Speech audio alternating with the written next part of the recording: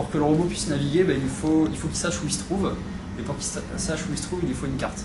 Donc dans un premier temps, vous allez construire une carte de référence.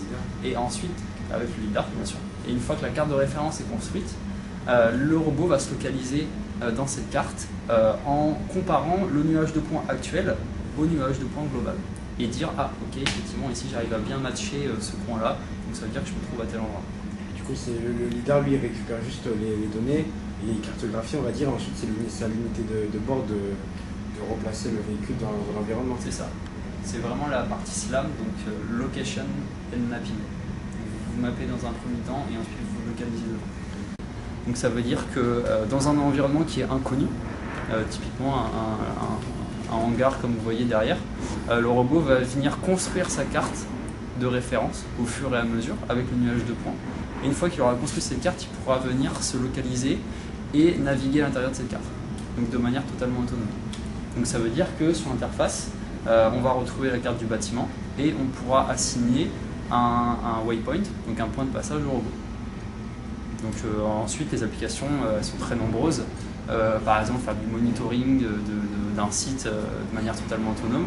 Du coup, si jamais dans la map on a un objet qui n'a pas été mappé, qui n'a pas été enregistré et que le robot le rencontre en fait. Alors si le robot rencontre un obstacle qui n'apparaît pas dans sa cartographie initiale, donc il va le détecter, donc il va voir qu'il y a quelque chose effectivement qu'il ne connaît pas, et donc bien sûr il va le contourner. Donc, vous avez plusieurs cartes, vous avez la carte globale qui a été définie initialement, et vous avez la carte locale, donc c'est une carte locale que le robot vient mettre à jour régulièrement avec les obstacles justement qui se fait sur le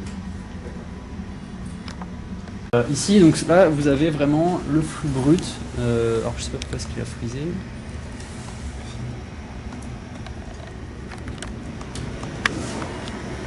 Bon, ici vous avez le flux brut de données qui vient de se fermer. Donc là, on va inspecter les batteries. Ici, il y a une petite batterie qui est pour le PC embarqué, le PC qui traite l'information du lidar et qu'on verra tout à l'heure. Et dessous, il y a les batteries nécessaires au fonctionnement du robot et à son autonomie. Donc, voilà. Donc les batteries, il y en a 3. C'est des batteries lithium-ion qui ont une autonomie d'environ 6 heures en fonctionnement. Donc après, tout dépend si le robot est plein de vitesse tout le temps. Bien sûr, les moteurs consomment plus et donc son autonomie elle descendra. On peut voir qu'il y a des cartes de commande moteur de chaque côté. Et juste à l'arrière, sous le boîtier qui est là, il y a le PC qui est embarqué. Et il n'y a que un lidar.